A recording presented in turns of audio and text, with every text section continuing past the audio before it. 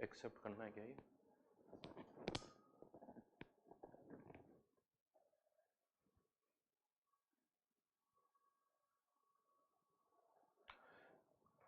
Good morning students. तो last class के अंदर हमने first order reversible reaction discuss किया था और उसके बाद में फर्स्ट ऑर्डर सिक्वेंशियल रिएक्शन हमने स्टार्ट कर दिया था। मैं वापस उसी को कंटिन्यू कर रहा हूं। First order sequential reaction,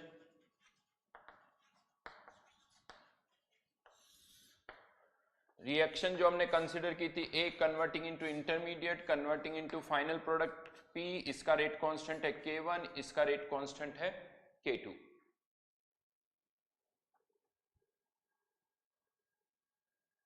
right now यहां पर हमने ए की कॉन्सेंट्रेशन का फॉर्मूला डिराइव कर लिया था। ए की concentration equals to A naught e की पावर माइनस K1T, जो कि फर्स्ट ऑर्डर का ही फॉर्मूला है, बिकॉज इंटरमीडिएट फर्दर कन्वर्ट हो रहा है या नहीं हो रहा है, इससे ए की कॉन्सेंट्रेशन में जो चेंज आ रहा है उसमें कुछ भी चेंज नहीं आने वाला है। ए की रेट ऑफ डिसअपीयरेंस तो अभी भी वही है जो पहले थी। इवन हमने लास्ट क्लास में इंटरमीडिएट की कॉन्सेंट्रेशन का भी फॉर्मूला फाइंड आउट किया, K1 upon K2 minus K1, A naught e की पावर माइनस K1T माइनस ई की पावर माइनस K2T। ये फॉर्मूला में याद रखना होगा क्योंकि इसका डेरिवेशन लेंदी है, तो फॉर्मूला हमेशा याद रखो। अब बात आती कंसंट्रेशन ऑफ पी। पी की कॉन्सेंट्रेशन हम कैसे फाइंड आउट करें? तो इसके दो तरीके हैं। पी की कॉन्सेंट्रेशन फाइंड आउट करने के लिए दो तरीके हैं। एक तरीका तो ये मैथमेटिकल, वापस dP अपॉन dt, पी के बनने की रेट, ये केवल इंटरमीडिएट की कंसंट्रेशन और K2 पर डिपेंड करेगी।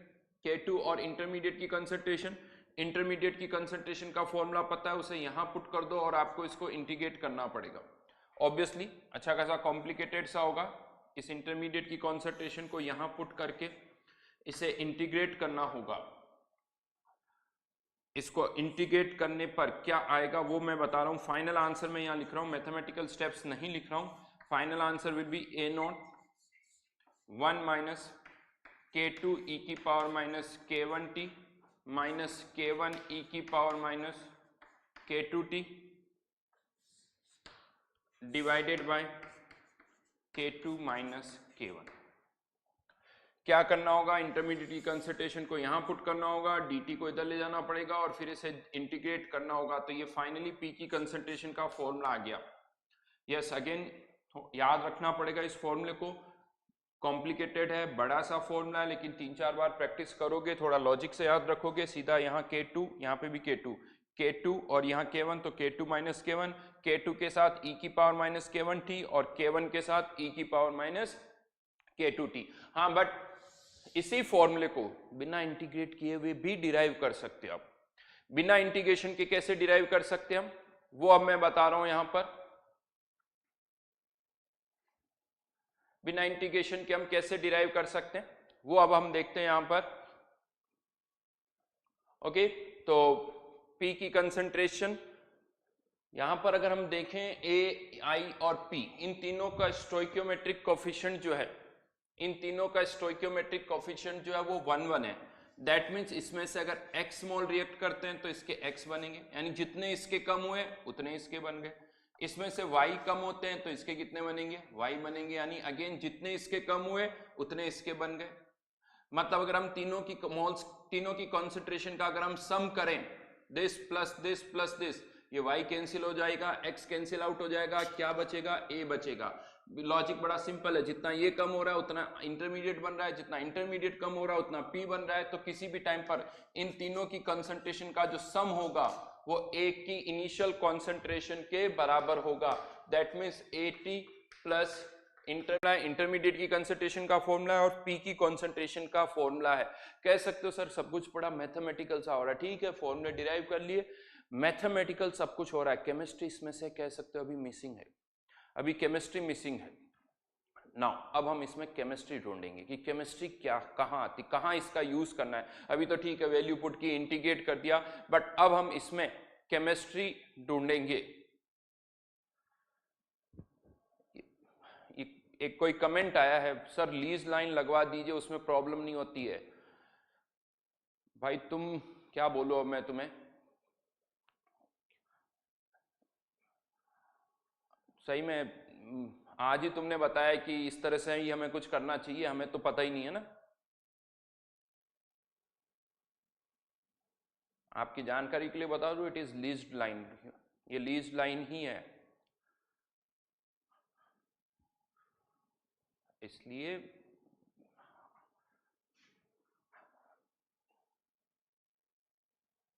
आई थिंक आगे बढ़ते हैं। ये बेटा हम वो कोशिश, बट ये आप कभी टेक्नोलॉजी पर अगर जाओगे ना तो हर एक चीज़ में कहीं ना कहीं इश्यूज आते हैं, थोड़े बहुत स्मूथ फंक्शनिंग में प्रॉब्लम्स होती है,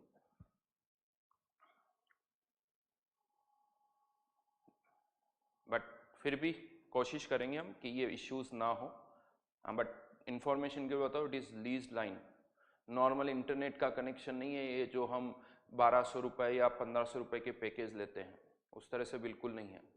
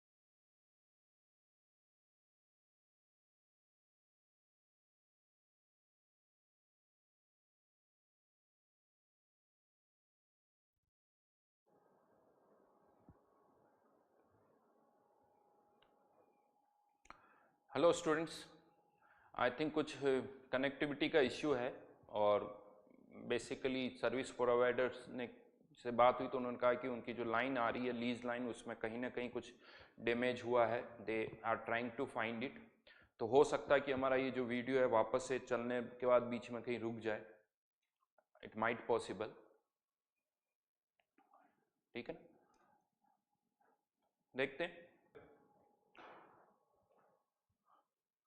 तो यहां पर कर्व्स मैंने प्लॉट किए हैं, कंसंट्रेशन वर्सेस टाइम का, ये ए की कंसंट्रेशन का कर्व है, ये आई की कंसंट्रेशन का, और ये पी की कंसंट्रेशन का कर्व है। पॉइंट जो है फर्स्ट थिंग, ये कौन सा कर्व किसको कहाँ इंटरसेक्ट कर रहा है इसका अभी कोई मतलब नहीं है, ये K1 K2 पर डिपेंड करेगा, K1 K2 की जो भी वैल्यूज होगी उस पर डिपेंड करेगा कि कहाँ ये कट करेंगे कहाँ नहीं कट करेंगे, तो अभी इसको आप इंपॉर्टेंस ना दें।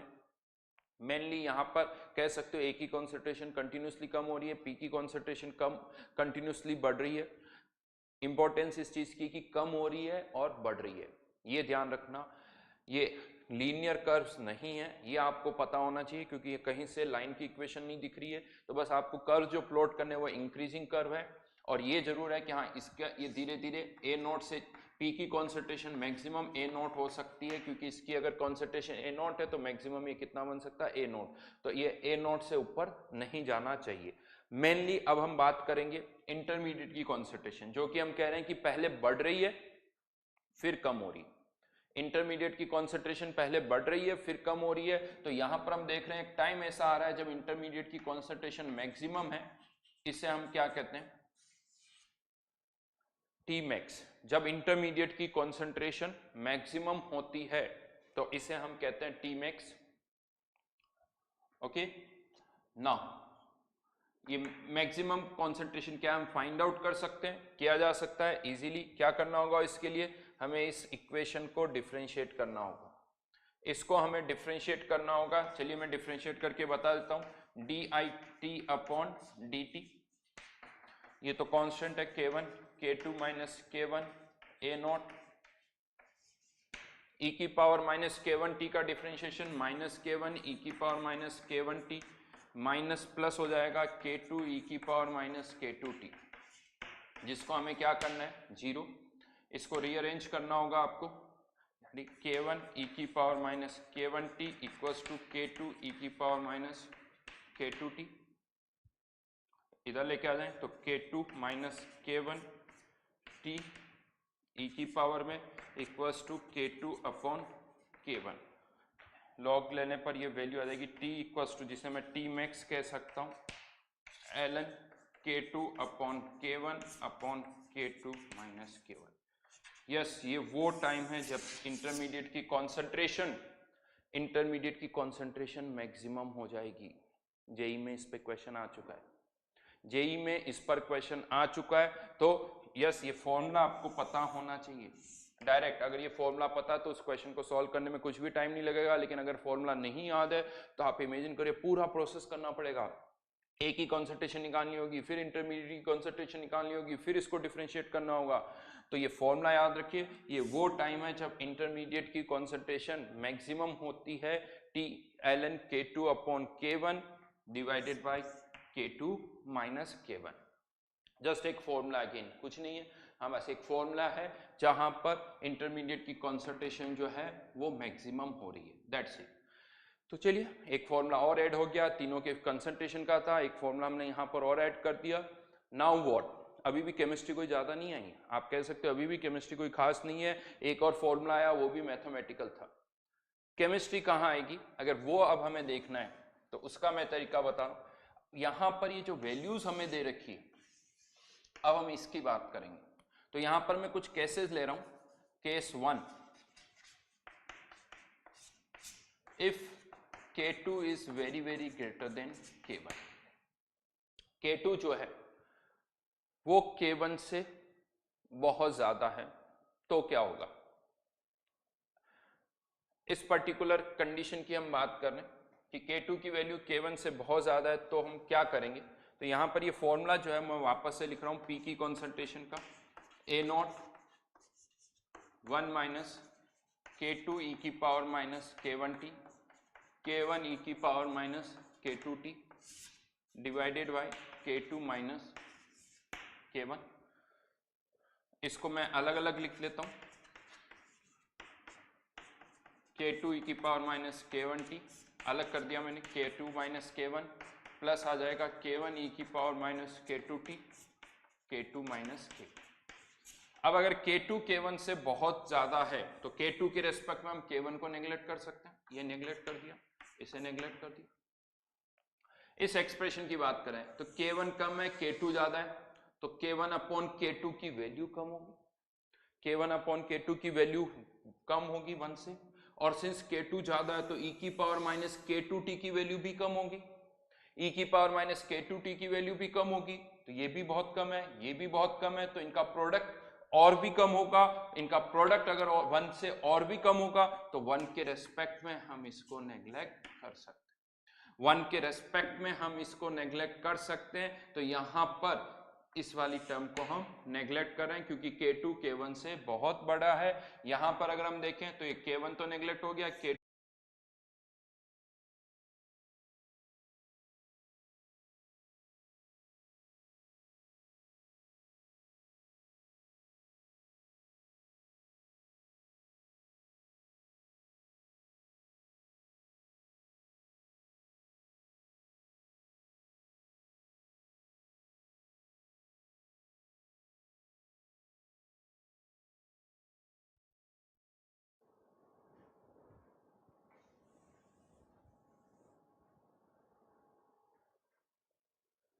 ऑन।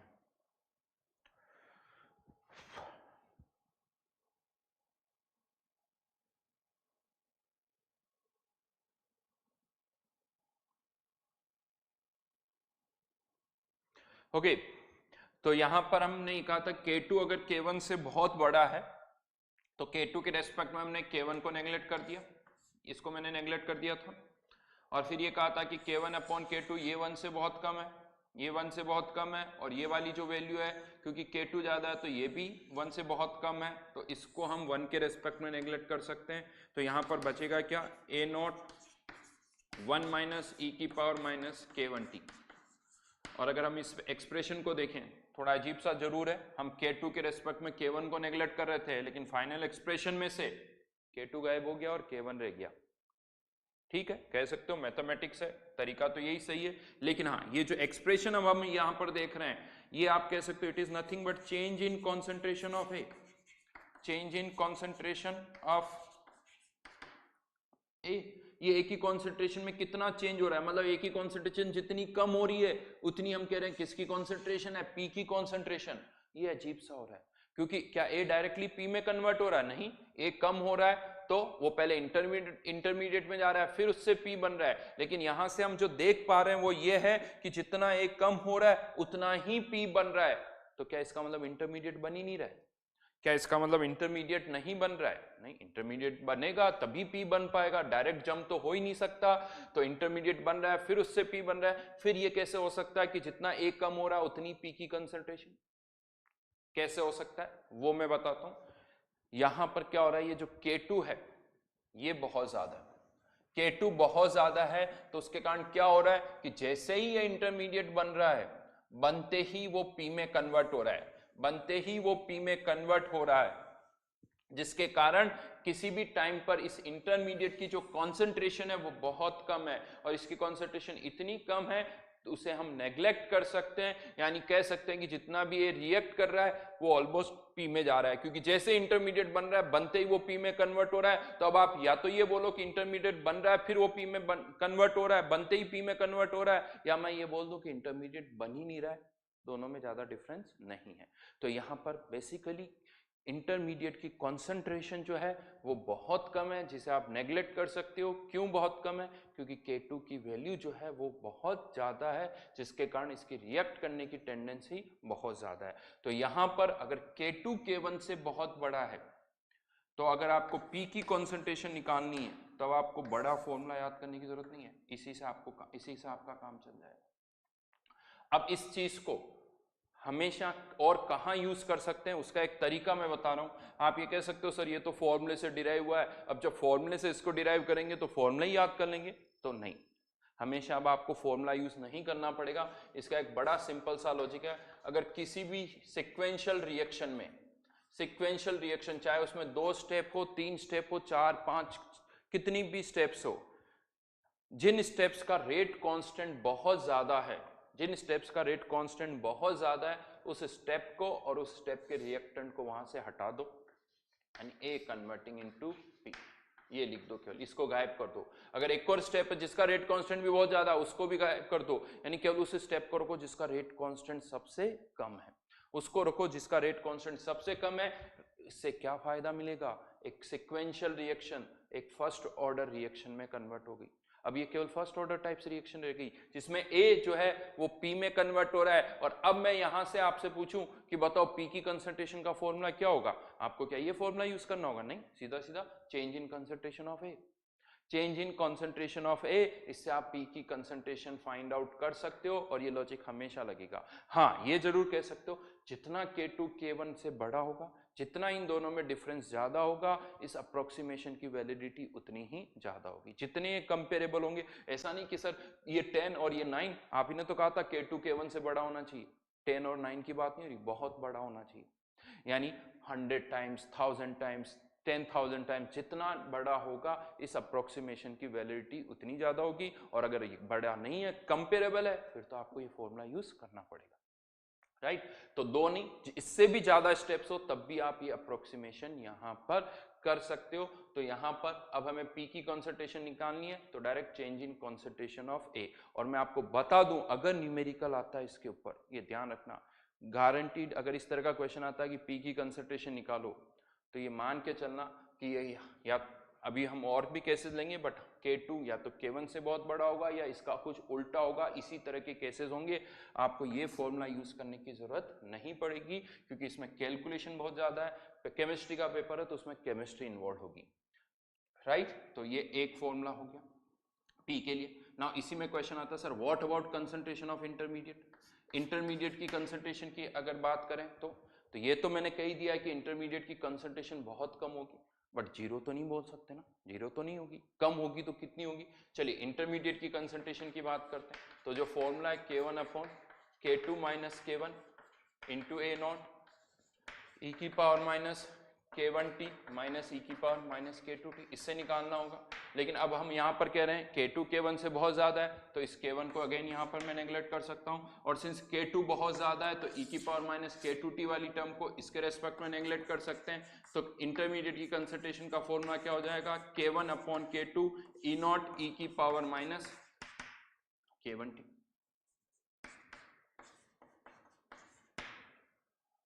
ई की पावर माइनस K1t, ये फॉर्मूला यहां पर आ जाएगा। अब ठीक है, या तो फॉर्मूले में वैल्यूज पुट कर दो, ऑब्वियसली ये वैल्यू बहुत कम होगी क्योंकि K2 की वैल्यू ज्यादा और K2 डिनोमिनेटर में, तो ये कंसंट्रेशन कम आएगी। लेकिन सेम कंसंट्रेशन इंटरमीडिएट की कंसंट्रेशन हम एक दूसरे तरीके से भी फाइंड आउट कर सकते हैं। दूसरा तरीका क्या है वो मैं बता रहा हूं कि इंटरमीडिएट की कंसंट्रेशन हम और कैसे फाइंड आउट कर सकते हैं। तो एक टर्म हम यूज करते हैं steady state method. Steady state method क्या होता है? ये स्टेडी स्टेट, देखिए दो वर्ड यूज करते हैं, इक्विलिब्रियम स्टेट और स्टेडी स्टेट, दोनों में डिफरेंस है। इक्विलिब्रियम स्टेट में क्या होता है, जैसे ए और बी के बीच में हम कहते हैं इक्विलिब्रियम है, तो हम ये तो कहते हैं कि इनकी कॉन्सेंट्रेशन क्या होगी, कांस्टेंट। बट ये डायनेमिक इक्विलिब्रियम होता है। डायनेमिक मतलब ए बी में भी कन्वर्ट हो रहा है, लेकिन जितना ए से बी बन रहा है उतना ही वापस बी से ए भी बन रहा है, इसीलिए ए और बी की दोनों की कॉन्सेंट्रेशन कांस्टेंट रहती है। ए और बी दोनों की कॉन्सेंट्रेशन कांस्टेंट रहती है, इसे हम कहते हैं इक्विलिब्रियम स्टेट। ठीक है। स्टेडी स्टेट क्या होती है? स्टेडी स्टेट ये होती है कि ए से आई बन रहा है और I से वापस P बन रहा है। तो स्टेडी स्टेट का मतलब ये हुआ कि जितना A से I बन रहा है उतना ही I वापस P में कन्वर्ट हो रहा है। तो यहाँ पर ये जो इंटरमीडिएट है इसकी कॉन्सेंट्रेशन कांस्टेंट रहेगी अगर ये स्टेडी स्टेट में है। यानी स्टेडी स्टेट से मतलब जितना यहाँ से बना उतना ही यहाँ से यहाँ रिएक्ट कर गया, तो इस इंटरमीडिएट की कॉन्सेंट्रेशन कांस्टेंट रहेगी, A और P की नहीं रहेगी। A और P की चेंज हो रही है, बट इस इंटरमीडिएट की कॉन्सेंट्रेशन कांस्टेंट रहेगी। अगर कांस्टेंट है तो हम कह सकते हैं कि intermediate is in steady state, right. ये वर्ड केवल इंटरमीडिएट प्रोडक्ट के लिए यूज हो सकता है। कौन स्टेडी स्टेट में हो सकता है? तो जो इंटरमीडिएट है वही स्टेडी स्टेट में हो सकते हैं। ए कभी भी नहीं हो सकता है क्योंकि इसकी कॉन्सेंट्रेशन तो चेंज होगी, पी भी नहीं हो सकता, केवल आई हो सकता है। और अगर ये स्टेडी स्टेट में है, if I is in steady state it's concentration will remain constant, ये इसका मतलब होता है। लिख सकते हो आप, if I is in steady state intermediate will be, if I is in steady state it's concentration remain constant.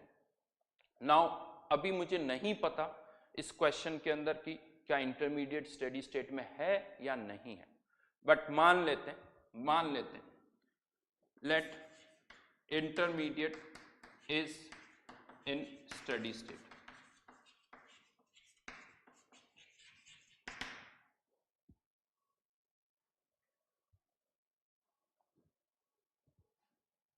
Intermediate is in steady state मान लेते हैं, देखते हैं होता है या नहीं है, ये अभी पता चल जाएगा।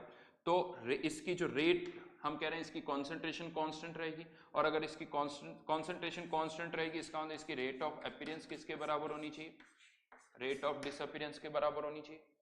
अब इसकी रेट ऑफ अपीयरेंस क्या है, इसके बनने की रेट K1 इंटू ए, डिसअपीयर होने की रेट क्या है K2 इंटू आई। ए की कंसंट्रेशन का फॉर्मूला हमें पता है, ए की कंसंट्रेशन का फॉर्मूला हमें पता है, वो मैं यहां लिख रहा हूं। तो यहां से इंटरमीडिएट की कंसंट्रेशन क्या आ जाएगी K1 अपॉन K2, और ए की कंसंट्रेशन का फॉर्मूला A नॉट ई की पावर माइनस K1t। यानी हमारे पास इंटरमीडिएट की कंसंट्रेशन का फॉर्मूला आ गया। अगर स्टेडी स्टेट है तो इंटरमीडिएट की कंसंट्रेशन ये होगी, लेकिन अगर हम देखें तो यही फॉर्मूला यहां से भी आया था, और यहां से ये फॉर्मूला कब आया, जब हमने ये कहा कि K2 K1 से बहुत बड़ा है, K2 K1 से बहुत बड़ा है। यहां एक अलग कंडीशन लगाई और यहां पर एक अलग कंडीशन लगाई। यहां कंडीशन क्या लगाई, K2 K1 से बहुत बड़ा है। यहां कंडीशन क्या लगाई, इंटरमीडिएट स्टेडी स्टेट में, और दोनों के रिजल्ट्स मैच कर रहे हैं। इसका मतलब हम दोनों कंडीशंस को रिलेट कर सकते हैं। मतलब अगर K2 K1 से बहुत ज्यादा है तो इंटरमीडिएट जो होगा वो स्टेडी स्टेट में होगा।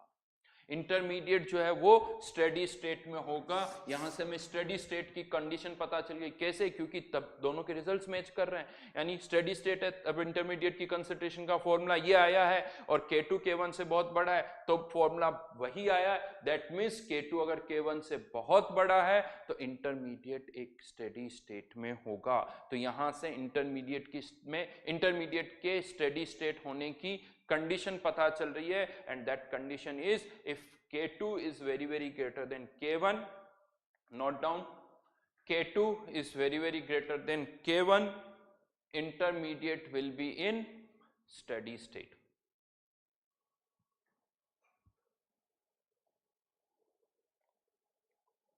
Intermediate will be in steady state. अब आप कह सकते हो सर हमें क्या फायदा हुआ इससे?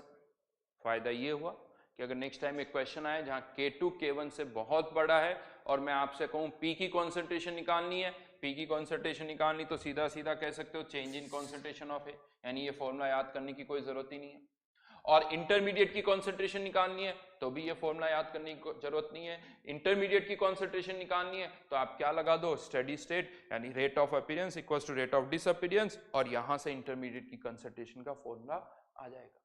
मतलब ये दोनों बड़े बड़े फॉर्मूले अब आपको याद नहीं करने हैं अगर K2 K1 से बड़ा है। डिराइव हमने किए थे, उन्हीं से हम ये रिजल्ट फाइंड आउट कर रहे हैं, बट एक बार आपके हाथ में रिजल्ट आ गया अब वो बड़े बड़े फॉर्मूले आपको याद नहीं करने। ये केमिस्ट्री है, ये केमिस्ट्री है। अभी और भी है केमिस्ट्री, ऐसा नहीं, बहुत सारी बातें जो मैं भी बताऊंगा, बट अगर K2 K1 से बहुत ज्यादा है तो अब हमारे पास इंटरमीडिएट की कंसंट्रेशन निकालनी है। सीधा सीधा हम कैसे निकालेंगे? Rate of appearance equals to rate of disappearance, यानी क्या लगा देंगे? स्टेडी स्टेट लगा देंगे। P की कंसंट्रेशन निकालनी है तो change in concentration of A, इससे हम P की कॉन्सेंट्रेशन निकाल सकते हैं। तो हमें वो बड़े बड़े फॉर्मूले यूज नहीं करने हैं। Got my point? नाउ ये अच्छी तरह से याद रखना, स्टेडी स्टेट कब होगी? जब ये K2 K1 से बड़ा होगा। जब K2 K1 से बड़ा होगा तब स्टेडी स्टेट है। K1 K2 के बराबर होगा तो नहीं, ये नहीं बोला मैंने, ध्यान रखना। जब K2 K1 से बड़ा होगा। और स्टेडी स्टेट का एक और मतलब, यानी स्टेडी स्टेट मतलब इसकी रेट ऑफ अपीयरेंस इसकी रेट ऑफ डिसअपीयरेंस के बराबर है। रेट ऑफ अपीयरेंस डिसअपीयरेंस के बराबर है। बहुत बार क्या होता है, बहुतों को ऐसा लगता है कि जो रेट है K1 K2 रेट है, K1 K2 रेट नहीं है, ये रेट कांस्टेंट है। रेट कांस्टेंट से रेट निकालने के लिए कॉन्सेंट्रेशन से मल्टीप्लाई करना होता है। तो स्टेडी स्टेट के लिए जो मैं कह रहा हूं K1 K2 बराबर नहीं होने चाहिए, K2 K1 से बड़ा होना चाहिए, K2 K1 से बड़ा होना चाहिए। हाँ, इसकी रेट ऑफ अपीयरेंस किसके बराबर है? K1 into A equals to K2 into I, और K2 K1 से बहुत बड़ा है तो इसके इंटरमीडिएट की कंसंट्रेशन जो है वो A से बहुत कम होगी, इसीलिए ये रेट इस रेट के बराबर आ रही है। तो ये ध्यान रखना, K1 K2 are rate constant. Steady state के लिए रेट कांस्टेंट बराबर नहीं होनी चाहिए, रेट बराबर होनी चाहिए। रेट कांस्टेंट यानी ये K2 जो है वो K1 से बहुत बड़ा होना चाहिए। नाउ तो ये कंडीशन है स्टेडी स्टेट की, वो याद रखना। अब मैं यहां पर एक और टर्म को आपको एक्सप्लेन करने जा रहा हूं, एक और टर्म को मैं आपको एक्सप्लेन कर रहा हूं, RDS, रेट डिटरमाइनिंग स्टेप। बहुत कॉमन टर्म है, आप में से बहुतों ने इसको यूज की होगी, बहुत अच्छी तरह से आप फेमिलियर हो। एक क्वेश्चन जनरली मैं पूछता हूं, RDS क्या होती है? एक आंसर तो यह था sir, rate determining step, rate determining step. फिर मेरा नेक्स्ट क्वेश्चन ये होता है कि कौन सी स्टेप रेट डिटरमाइनिंग होती है? कौन सी स्टेप रेट डिटरमाइनिंग होती है? लिखिए, आप आंसर लिखिए। Shubhendu Kumar, slow step is RDS।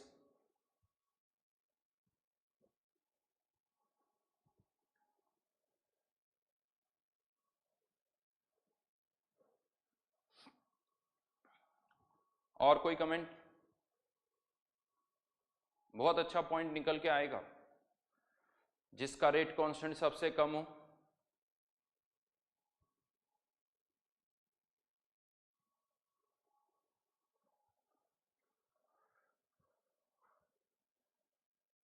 यार ये तुम्हारा नाम बदल दो यार, ये अच्छी बात नहीं, प्लीज चेंज योर नेम। किसको बोल रहा हूं वो पता है?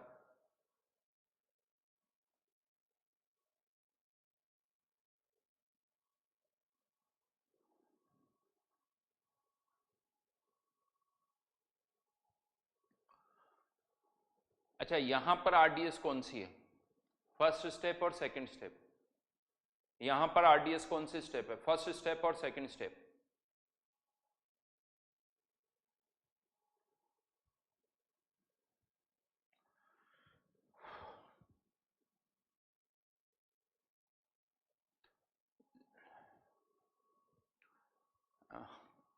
Let's crack olympiad. देखो बेटा, इस क्वेश्चन का आंसर देने के लिए मुझे आपके बारे में बहुत कुछ जानना पड़ेगा। बिना जाने मैं आपको अगर यस या नो कह दूंगा तो वो गलत हो जाएगा, है ना। बहुत कुछ मुझे पता होना चाहिए, देन आई ओनली से कि यस या no. Shubhendu Kumar first, Prashant Antrikar second, Piyush Kumar first.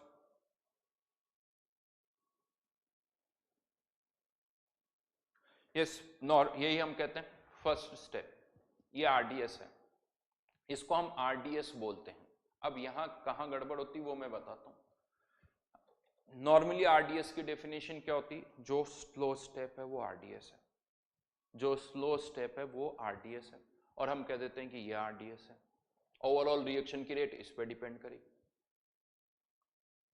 सोचो ये सेंटेंस जो बोले उसमें गड़बड़, क्योंकि आपने जब इसे कहा कि ये स्लो है, ये स्लो है मतलब ये फास्ट है, जबकि यहां पर मैं ये कह रहा हूं कि इंटरमीडिएट स्टेडी स्टेट में है। अगर इंटरमीडिएट स्टेडी स्टेट में है तो मैं तो ये कह रहा हूं कि इसकी और इसकी रेट सेम है, दोनों की रेट इक्वल है, दोनों की रेट इक्वल है। आप इसे स्लो और इसे फास्ट नहीं बोल सकते, दोनों की रेट इक्वल है, आप इसे स्लो और इसे फास्ट नहीं बोल सकते हो। यही हुआ स्टेडी स्टेट। इंटरमीडिएट हम कह रहे हैं कि हाँ K2 अगर K1 से ज्यादा है तो इंटरमीडिएट स्टेडी स्टेट में होगा, और इंटरमीडिएट स्टेडी स्टेट में होगा तो ये दोनों रेट तो इक्वल है, ये दोनों रेट इक्वल है, तो आप इसे स्लो और इसे फास्ट कैसे बोल सकते हो? और जब आप इसको स्लो नहीं बोल सकते तो फिर तो ये आरडीएस नहीं हुई। तो अब मैं बताता हूँ गलती कहाँ हो रही है। हाँ, ये स्टेटमेंट अभी भी सही है कि ओवरऑल रिएक्शन की रेट आरडीएस पर डिपेंड करती है, रेट डिटरमाइनिंग स्टेप पर। बट जो रेट डिटरमाइनिंग स्टेप की डेफिनेशन है ना, वो आप गलत यूज कर रहे हो। रेट डिटरमाइनिंग स्टेप की जो डेफिनेशन है वो आप गलत यूज करो। रेट डिटरमाइनिंग स्टेप की जो डेफिनेशन है वो ये है, स्लो स्टेप नहीं, वो स्टेप जिसका रेट कांस्टेंट सबसे कम हो।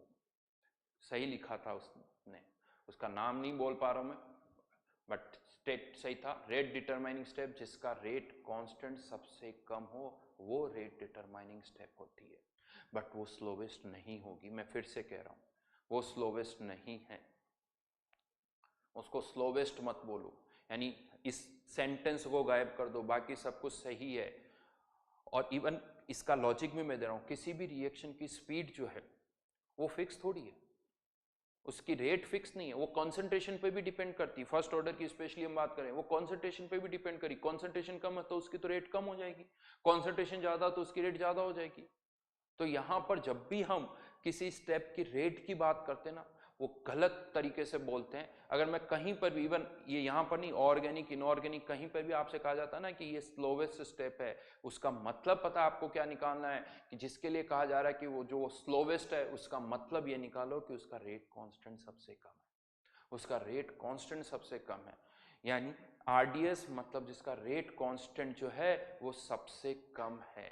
ये सेंटेंस आपको बोलना है, ये पता होना चाहिए, इससे कंफ्यूजन नहीं होगा। नहीं तो क्या होता है, कंफ्यूजन कहां होगा? आपके माइंड में एक फिट है आरडीएस जो कि स्लोवेस्ट होती है, आरडीएस जो कि स्लोवेस्ट होती है, और यहां आके अब मैं आपसे क्या कह रहा हूं कि नहीं, K2 अगर K1 से ज्यादा है तो दोनों की रेट बराबर होगी, दोनों की रेट बराबर होगी, यानी इक्वल रेट होगी। अब इक्वल रेट होगी और फिर मैं ये बोल दूं कि ये आरडीएस है, फिर मैं बोल दूं कि ये आरडीएस है, तो आप कंफ्यूज हो जाओगे, आप कंफ्यूज हो जाओगे, राइट। तो ये आपको ध्यान रखना है। तो ये बड़ा सिंपल सा पॉइंट है। और हाँ, ये जरूर हम समझ पा रहे हैं, ये क्लियर है कि ओवरऑल रिएक्शन की रेट केवल K1 पे डिपेंड करी, क्योंकि P की कंसंट्रेशन जो है फाइनल प्रोडक्ट के बनने की रेट जो है केवल K1 पे डिपेंड करी, K2 पे डिपेंड ही नहीं करी। यानी P की कंसंट्रेशन K1 पे डिपेंड करी, K2 पे नहीं। यानी किस पे डिपेंड कर रही है? जिसका रेट कांस्टेंट सबसे कम है।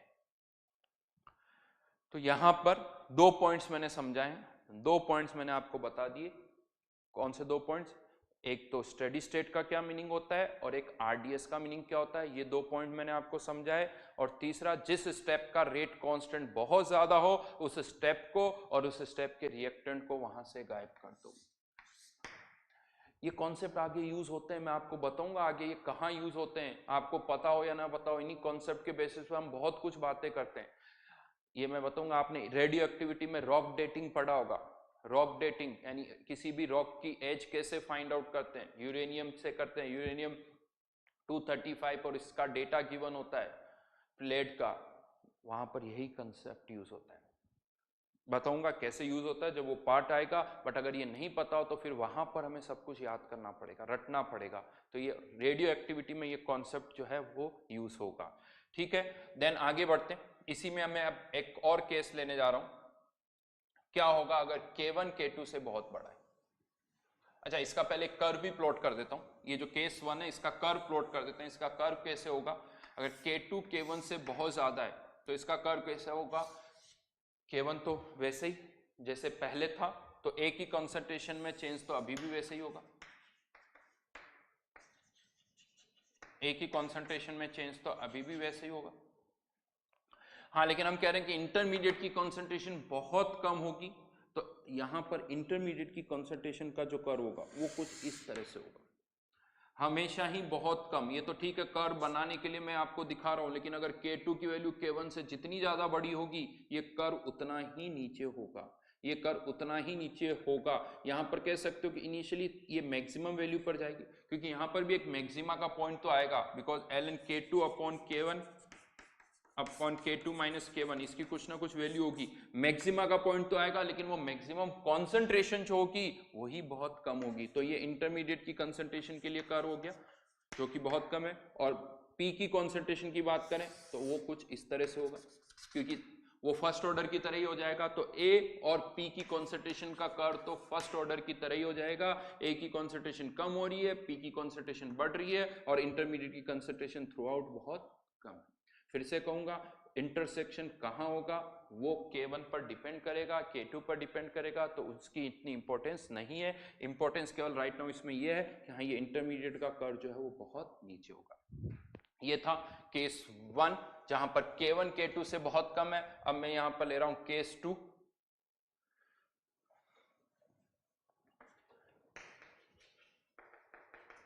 If K1 is very greater than K2, if K1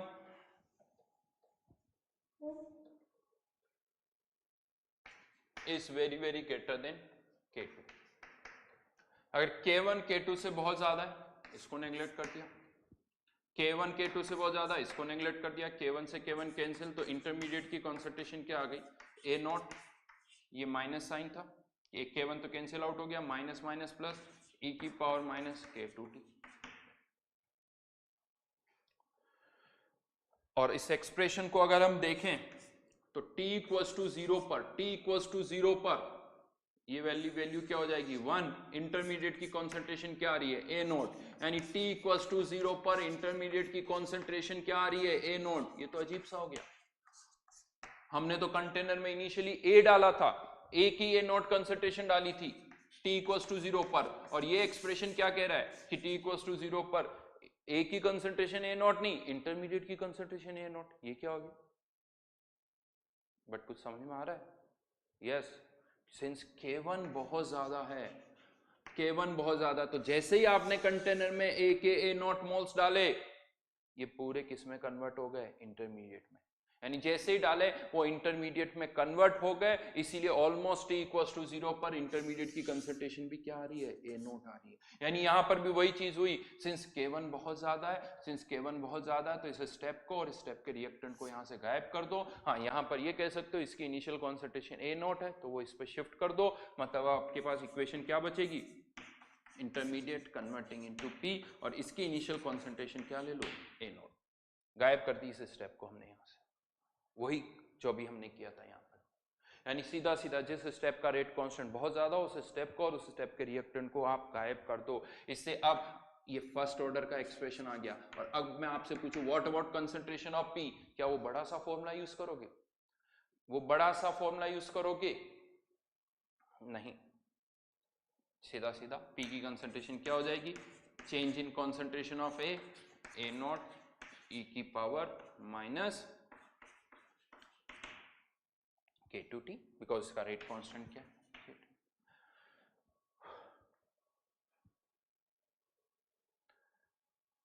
हमेशा ही जीरो का कभी कोई मीनिंग नहीं होता। अगर मैं जीरो की भी बात कर रहा हूं तो टेंड्स टू जीरो, यानी वही जीरो प्लस,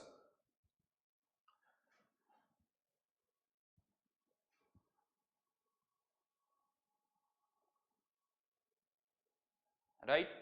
तो यहां पर फिर से अगर K1 K2 से बहुत बड़ा है, फिर से आपको कोई बड़ा फॉर्मूला याद नहीं करना है, कोई बड़ा वाला फॉर्मूला याद नहीं करना है, सीधा सीधा इंटरमीडिएट के लिए आप ए नॉट लिख दोगे, ये स्टेप गायब, इसकी कंसंट्रेशन का फॉर्मूला आ गया। अब ये फर्स्ट ऑर्डर के अकॉर्डिंग कंज्यूम हो रहा है, रिएक्ट कर रहा है पी की कंसंट्रेशन के लिए, चेंज इन कंसंट्रेशन ऑफ ए। और यहां पर अगर मैं इसके लिए कर्व प्लॉट करता हूं, इस पर्टिकुलर पार्ट के लिए अगर मैं कर्व प्लॉट करता हूं तो क्या हो रहा है, ए की कंसंट्रेशन सडनली डिक्रीज हो रही है, सडनली ए की कंसंट्रेशन डिक्रीज हो रही है। ये कर्व कुछ ए की कंसंट्रेशन का ऐसे आएगा, ए नॉट, और जितनी यानी शार्प ये फॉल होगा, जितना शार्प ये फॉल होगा, इंटरमीडिएट की कंसंट्रेशन उतनी ही फास्ट राइज करेगी। और उसके बाद ये फर्स्ट ऑर्डर काइनेटिक्स को फॉलो करेंगे, फर्स्ट ऑर्डर काइनेटिक्स को फॉलो करेंगे, और ये पी की कंसंट्रेशन, ये आई की कंसंट्रेशन, और ये ए की कंसंट्रेशन, ये ऑलमोस्ट इसको टच कर रहा है। ये तो कर दिखाना है मुझे इसीलिए, बट हाँ, ये ए की कंसंट्रेशन ऑलमोस्ट क्या हो गई, जीरो हो गई। और उसके बाद फर्स्ट ऑर्डर काइनेटिक्स को ये फॉलो कर रहे हैं। तो ये कर्व्स है। क्वेश्चन मैं फिर से कह दूं, अगर आएंगे और आए हैं जेई में, अगर आप रिसेंट पेपर्स देखोगे, इवन जेई मेंस के भी देखोगे, तो वहां पर सिक्वेंशियल पैरेलल इनके क्वेश्चन आना स्टार्ट हो चुके हैं। पुराने, बहुत पुराने पेपर देखोगे, एक भी क्वेश्चन नहीं मिलेगा, लेकिन आप पिछले 1-2 सालों में पेपर्स देखोगे तो सिक्वेंशियल रिवर्सिबल इनके क्वेश्चंस भी जेई में पूछे जा रहे हैं। तो जेई हमेशा आपसे आगे रहने की कोशिश करेगा। देखो एक स्टेप आगे रहने की कोशिश करेगा, और हमें उससे एक स्टेप और आगे रहने की कोशिश करनी होगी। यानी ये नहीं कि यहां तक जेई में आया हुआ तो हम वहीं तक करें, नहीं, हमें एक स्टेप आगे पढ़ना होगा, एक स्टेप आगे जाना होगा कि यहां तक जेई ने पूछा हुआ है, हमें उसमें से और एक स्टेप आगे जाना होगा। बिकॉज वो टाइम जरूर आएगा एक दिन जो जेई एक स्टेप आगे बढ़ेगा, तो उससे पहले वो स्टेप हमें लेने होगा, ठीक है ना। तो यहां पर 2 केसेस हमने लिए,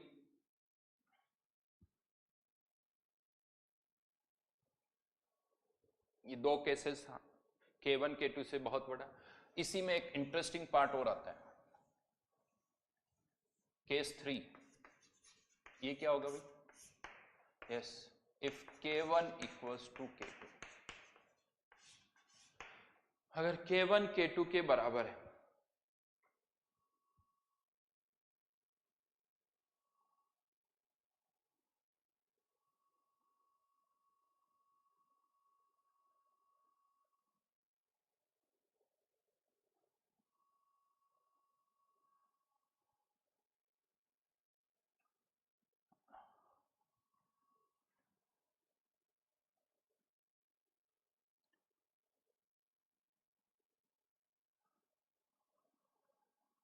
ये 11 पे हूँ, नहीं समझ में आया, 11 पे हूँ और जून 15 में प्लस, पूरा डिटेल में लिखिए। 11 क्या है वो मुझे नहीं समझ में आ रहा, आप क्लास 11th में हो या क्या मतलब है इसका। एक और क्वेश्चन बड़ा अजीब सा है, सर केमिकल काइनेटिक्स क्या है, तो अगर आपको नहीं पता केमिकल काइनेटिक्स बेटा तो क्यों देख रहे हो, ये क्यों देख रहे हो आप?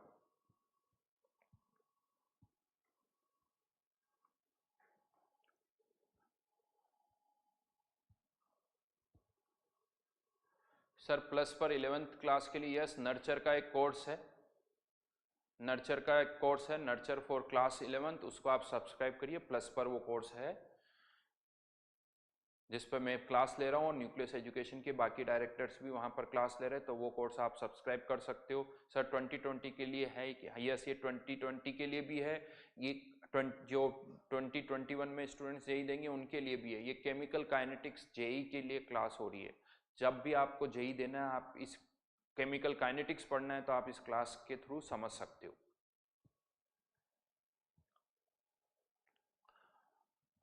Rhythm Rao thank you.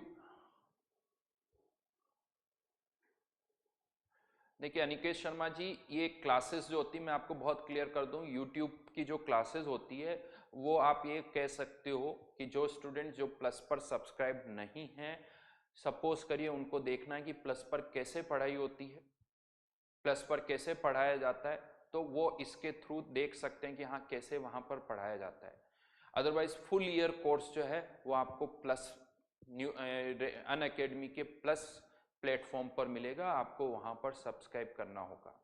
तो यहाँ पर पूरा कोर्स नहीं होता है, पूरा कोर्स नहीं होता है, कुछ कुछ पार्ट जो है, कुछ कुछ लेक्चर्स यहाँ पर हम बताते हैं।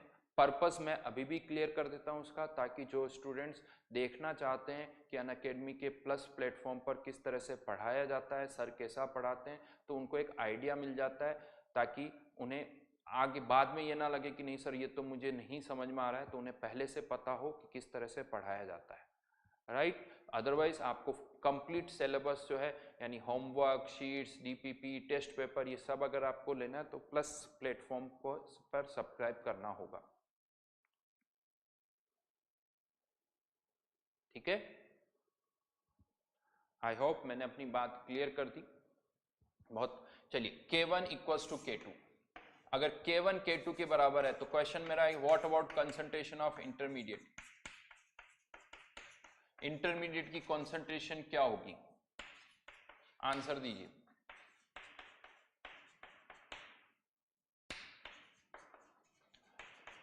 What about concentration of intermediate,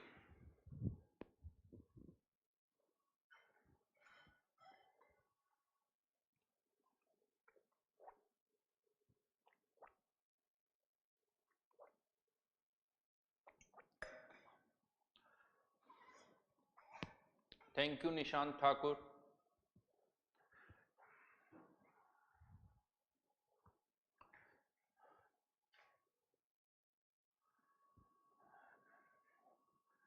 answer दिया 0/0 की लिमिट लगानी होगी, सही है तुम्हारा आंसर, लेकिन तुम अपने बारे में थोड़ा मुझे बताओगे। लिखा हुआ तो बाप ऑफ मैथ्स है, लेकिन मुझे बताओ तुमने, बिकॉज ये तुमने कहाँ पढ़ा है। अच्छी बात है, मैं नहीं पूछ, अच्छी बात है तुम्हारी नॉलेज, बट कहाँ के स्टूडेंट्स हो, क्या तुमने पहले कहीं ये कहाँ पढ़ा है, बस जानना चाहता हूँ मैं। बिकॉज मुझे मेरा मानना है कि ये जो 0/0 फॉर्म है, या जो मैं ये बता रहा हूँ यहाँ पर, ये जो मैंने एक स्टेटमेंट बोला है कि आरडीएस वो स्टेप होती है जिसका रेट कांस्टेंट बहुत कम होता है, ये नहीं पता होता है स्टूडेंट्स को जब तक मैं नहीं बताता हूँ, ये नहीं पता होता है जब तक मैं नहीं बताता हूँ। तो सिंपली ये पूछना चाह रहा हूँ कि ये तुम्हें कहाँ से पता चला।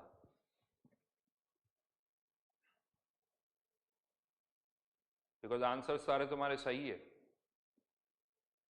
और अच्छी तैयारी है तुम्हारी, मुझे लगता है,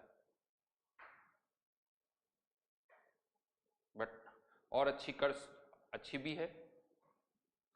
वेरी गुड। कोचिंग से तुम भी पूरी डिटेल नहीं बताओगे अपनी, है ना, छुपा छुपा के सारी बातें बताओगे कोचिंग से। तुम्हें क्या लगता है कि ये आंसर मुझे नहीं पता होगा?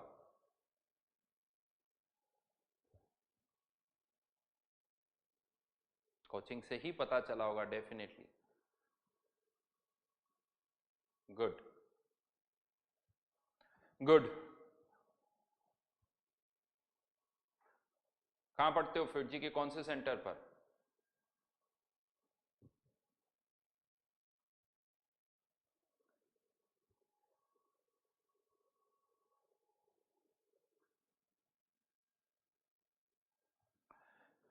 हाँ चलिए मैं ये बता देता हूँ यहाँ पर, क्योंकि फिर आपकी नेक्स्ट क्लास भी होगी। तो यहाँ पर अगर K1 K2 के बराबर है तो यहाँ से बहुतों को ऐसा लगता है कि K1 अगर K2 के बराबर है तो जैसे यहाँ वैल्यू पुट करते हैं ना तो ये जीरो आ जाता है। तो बहुतों को ऐसा लगता है कि इंटरमीडिएट की कंसंट्रेशन जीरो, और वो सही भी लगती है। सही क्यों लगती है? ऐसा लगता है सर K1 K2 के बराबर होगा तो जितना इंटरमीडिएट बनेगा उतना ही वापस रिएक्ट कर जाएगा, जितना बनेगा उतना ही रिएक्ट कर जाएगा। आप सोचो ये स्टेटमेंट कितना आप गलत दे रहे हो। यानी अभी आप यहां पर हमने क्या कहा कि K2 अगर K1 से बहुत बड़ा है तो इंटरमीडिएट की कंसंट्रेशन कांस्टेंट रहेगी, तब इंटरमीडिएट जितना बनेगा बनता ही P में कन्वर्ट हो जाएगा। तो जस्ट अभी हमने यहां पर कहा है कि इंटरमीडिएट की कंसंट्रेशन कांस्टेंट करने के लिए K2 K1 से बहुत बड़ा होना चाहिए। और यहां आते ही क्या होता है, भूल जाते हैं। क्लास में भी यही होता है, जब मैं ये पढ़ाता हूं यहां पर सबको समझ में आता है और यहां आके मैं पूछता हूं कि क्या होगा, तो सर हाँ इंटरमीडिएट की कंसंट्रेशन कांस्टेंट रहेगी। क्यों? क्योंकि K2 K1 के बराबर है। ये K2 K1 क्या रेट है? नहीं, ये तो रेट कांस्टेंट है। इंटरमीडिएट की कंसंट्रेशन को अगर कांस्टेंट रखना है तो K2 K1 के बराबर नहीं, K2 K1 से ज्यादा होना चाहिए। और अगर K1 K2 के बराबर है तो इंटरमीडिएट की कंसंट्रेशन कांस्टेंट नहीं रहेगी, और जितना ये बन रहा है उतना रिएक्ट नहीं करेगा, बिकॉज रेट जो होती है K1 इंटू ए है और K2 इंटू आई है।